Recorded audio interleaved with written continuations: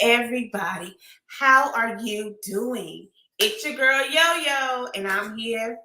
We're going to talk about the State of the Union and see what's going on with that. And let's get into it. But first, we got to do your Did You Know in Black History. All right, today we're talking about Matthew Henson. Matthew Henson was born on August 8th, 1866. He became a personal assistant to a Navy Lieutenant Robert Perry, on a trip to Nicaragua in 1887. The purpose of the trip was to plan for building a canal. He became the chief surveyor. That's big back in the day. At the end of the voyage, Perry asked Matthew Henson to sail with him to the Arctic. Matthew Henson and Lieutenant Perry were the only survivors left out of the crew of 13 at the end of the first attempt to reach the North Pole. However, they never gave up. Matthew Henson became the first man to reach the North Pole on April 1909. Upon his arrival, he planted the American flag to mark the victory. Just imagine, a black man was the first man to be on the North Pole. Can y'all believe that? Well, that is your Did You Know in Black History. All right, y'all. Let's talk about the State of the Union. Ooh, we got some people up in arms about that, baby. That is crazy. Well, of course, President Joe Biden did his thing.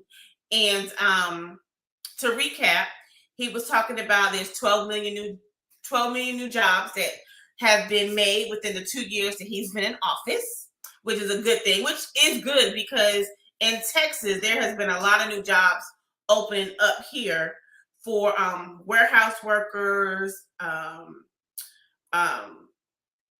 plant workers, Amazon. So it's a good thing, right? Also, he tried to say our democracy is stronger. I'm kind of iffy on that one because of everything that's going on between the Republican Party and the Democrat Party. But hey, we'll see. He passed the PACT Act. That's for people who, soldiers rather, not people, but soldiers who were affected by burn pits in wars. Afghanistan, Iraq, Desert Storm, Desert Shield, all of them, they should be able to get compensated for that. Also, the Violence Against Women Act was passed. That's for domestic violence personnel, and the Respect for Marriage Act, which was passed. The No Knock Warrant Act was passed. Of course, the Infrastructure Reduction Act was passed, and that was created new jobs, millions of jobs across the globe, Lord have mercy, across the United States for bridges, highways, hospitals, schools. Not only that, he gave $5 billion to HBCUs, which I'm all for that, versus $250 million that, the president before him did. Unemployment is at a record low. It's at 3.4%, which I believe is amazing, being as though it was high 2020 to like 21, I believe, and it started going down in 22. Inflation, let's talk about that. Now, listen, I went to the grocery store last week and on Monday. I went and looked at some eggs, and I usually get the 36 count of eggs. I wasn't gonna pay $14 for that. It wasn't that serious. Was it $14.50 or something? $14.68, something like that. Listen, until I could see it in the grocery store about them eggs, milk, then I don't know about the inflation thing. I don't see that coming down, right, at all. But on I guess the whole national level, I guess it is coming down globally in some aspects of it. But, things are still being caught. Like, things are still high. And I'm still iffy and swaying back and forth with that one. But okay, I get her that.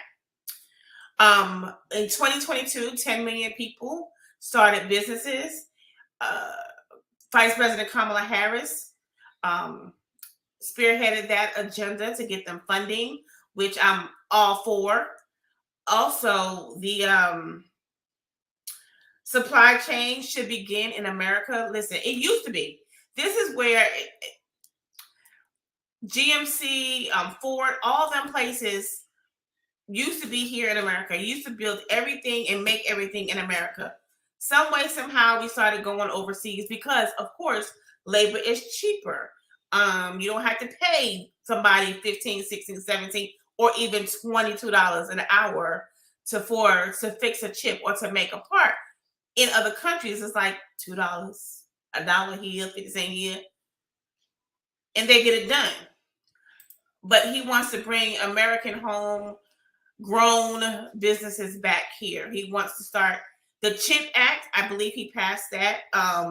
So I'm all for what he was talking about last night.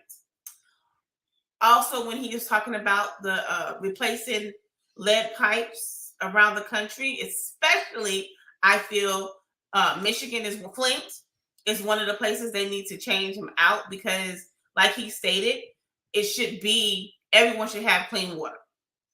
No one should be able to sit up here and take a bath and be scared they're going to catch a disease, drink a cup of water and fear of catching something. So that needs to be done. This one that really got my heart is when he said about Medicaid and Medicare and Social Security. Now listen, y'all can say what y'all want, but he got them Republicans to say they will not touch it, right? On national TV, when he went up there and said that they wanted to cap or do away with Social Security, they was calling him a liar and they were shaking his head.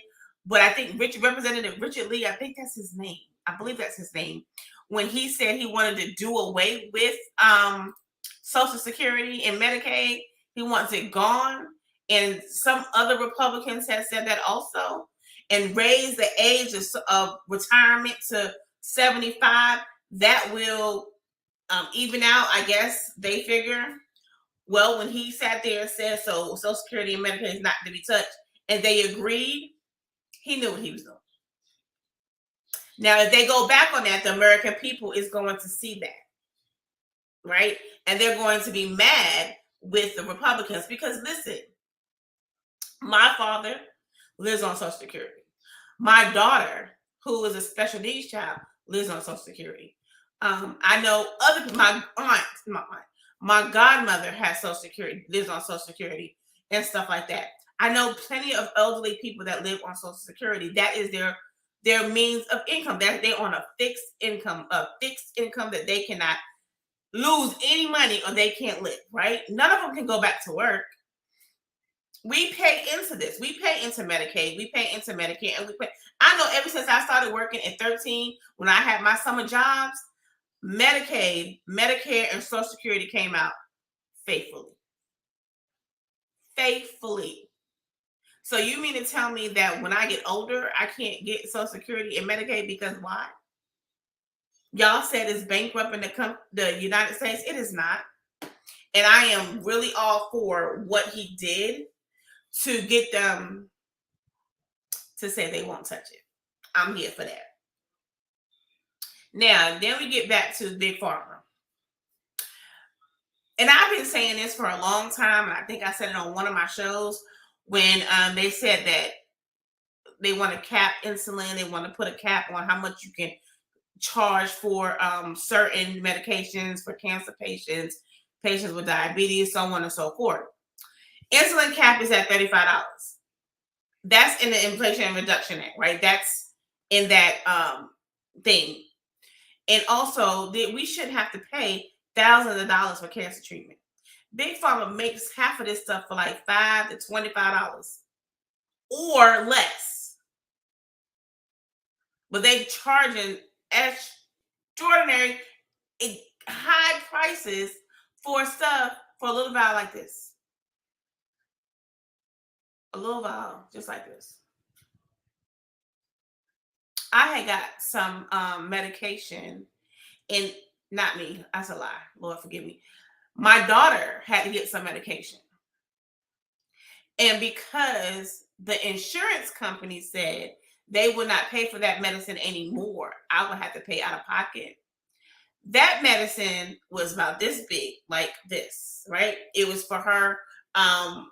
She has eczema and real bad allergies.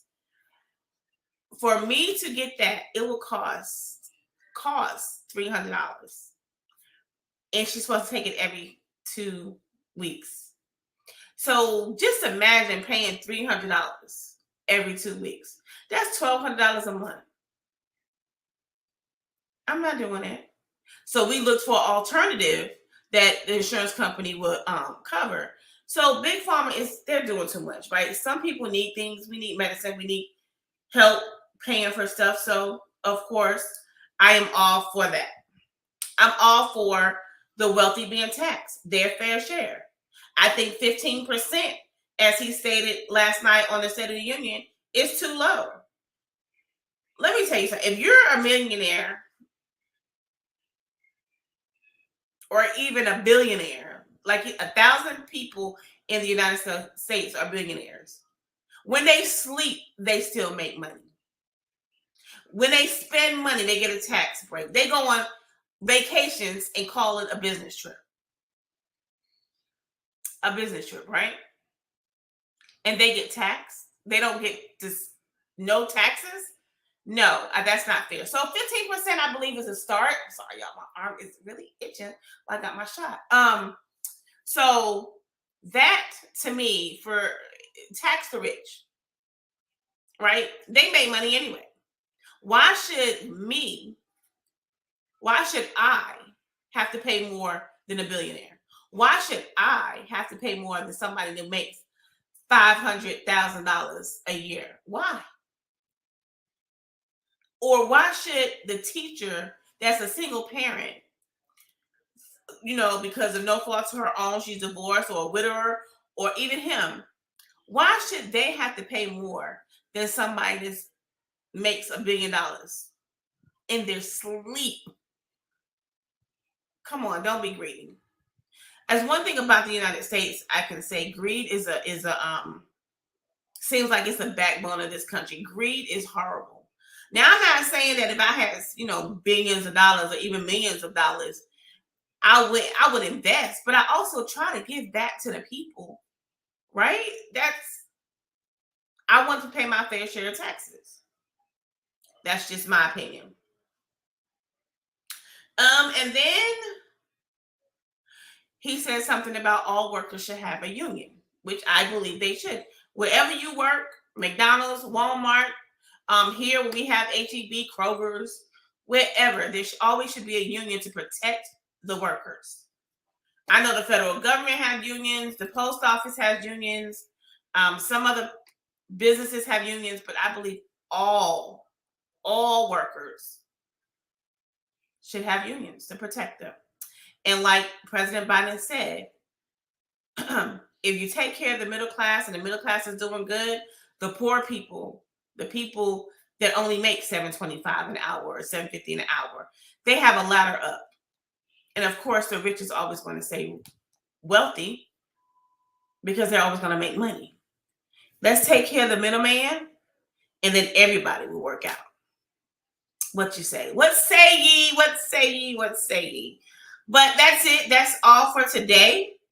I just want to say thank you all for tuning in, for listening to me talk, for listening to me rant, and for showing some input. I love you all. I thank you so much.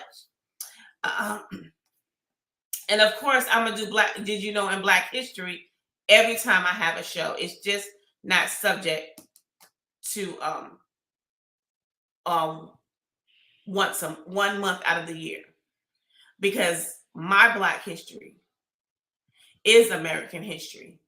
My Black history is the backbone of this country. Again, thank you. You all have a wonderful evening. I love you all. Good night.